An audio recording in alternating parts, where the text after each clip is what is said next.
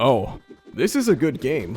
Where do I even start? Originally, I wasn't even planning on buying Pokopia or even talking about it, but it looked more appealing with each piece of coverage it got before release, and then I eventually gave in. Which honestly might have been one of the worst decisions I've made recently, since I've been hooked by this game. I haven't finished every main quest in Pokopia's catalog or explored everything, but it's because of how immersed and awestruck I've been left by this game's world. So, I'll be giving my first impressions based off of 50 hours from my first week. Pokopia is the Pokemon franchise's newest entry and is a life sim. You play as a Ditto, transforming, learning new abilities to help create new environments for Pokemon to inhabit, on top of collecting resources, blocks to build with, and creating your ideal paradise. Kinda like Minecraft, but the gameplay leans more towards something like Dragon Quest Builders, minus any combat. The game almost feels overwhelming with how much it offers even during the beginning. The maps are pretty large and have multiple points of interest, and encourage you to explore with data logs, items, outfits, and even haircuts as rewards. Almost everything you see is material or furniture that can be collected and used in whatever way you like, whether it be decorating your own homes, towns, or creating habitats for future Pokemon to inhabit. Oh, what's that? Your hero is a homeless man that saved you from a robbery behind a 7-Eleven? That's cool. Well, mine is the graphic designer that made this poster. They're living my dream. But then again, I don't think the world's ready for my vision in the finer arts. Overall, the iconography for certain items that I've seen is pretty solid and helps the world feel more real in a sense. I gotta say, the Pokemon are really expressive and have a lot of personality. They all feel distinct from one another, which is pretty impressive considering there's over 300 available Pokemon to befriend, each with their own set of likes and dislikes. Each habitat has its set of fixed Pokemon that will spawn from it, sometimes overlapping with other ones. But Game Freak really fumbled if you ask me, because tell me why Voltorb, the one Pokemon whose entire existence and purpose is nothing other than to ball, doesn't even spawn from the ball-centric home.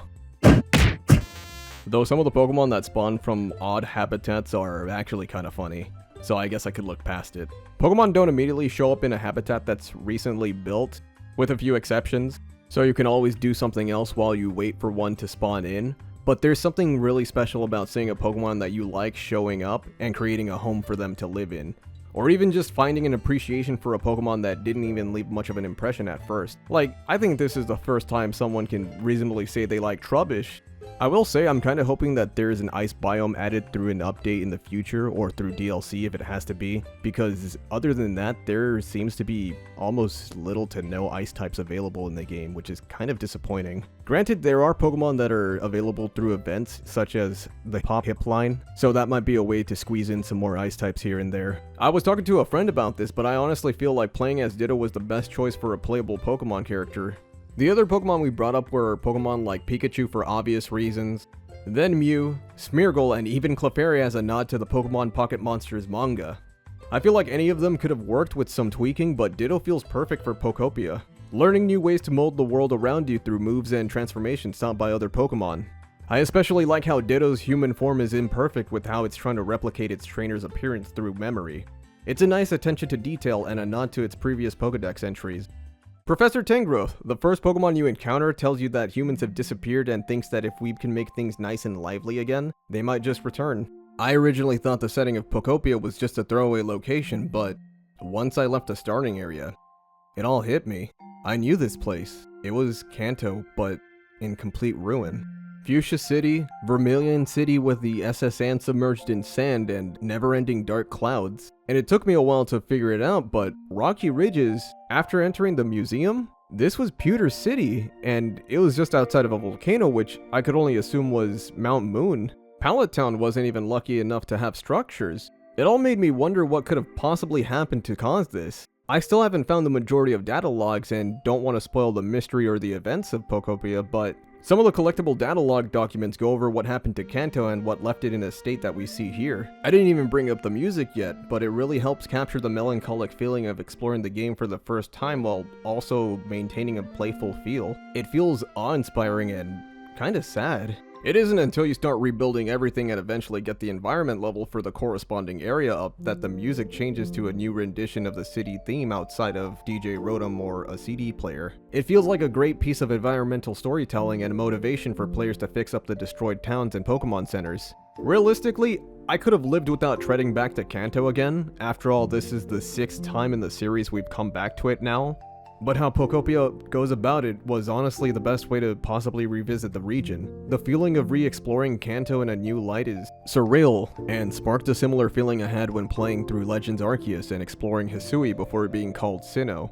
There's so much to do in Pokopia, whether it's creating habitats for new Pokemon to show up from, exploring points of interest, gathering materials to rebuild towns, dream projects, or new homes for Pokemon to move into, raising Pokemon happiness, a jump rope minigame that reminds me of the one from Mario Party, or even just doing the main story. I find myself getting sidetracked by everything, but I honestly don't mind it. I just gotta clear out all the volcanic ash. It's therapeutic. Also, I don't want my Pokemon to get asthma. There's no real reason to rush outside of a transformation that makes building in this game much easier. Speaking of transformations, you can literally play prop hunt with friends. I feel like this alone is a pretty big deal for some friend groups. I played Animal Crossing New Horizons on release and managed to get 700 hours out of that game. Don't ask me how, it was a different time. And I was kinda expecting Pokopia to be similar in gameplay. But man, New Horizons is looking kinda shallow in comparison. I can easily see myself getting 1000 hours of this game minimum. It's a little too early to say for sure, but Pokopia might be one of the best spin-off games in the Pokemon franchise. It is competing with Mystery Dungeon Explorers of Sky and Pokemon Conquest for that title. But I think I'll have to spend more time with the game after looking at everyone else's perfect rhetorical society towns and gently weep as I try to get it human enough for Bulbasaur with my tears. One thing is for sure though, Pokemon Pokopia is a system seller for the Switch 2, and it really feels like something special. Hey there! If you liked the video, you should consider liking, subscribing, and sharing the video. It helps the channel grow and reach people who want to see content like this. Did I mention it's free? Until next time.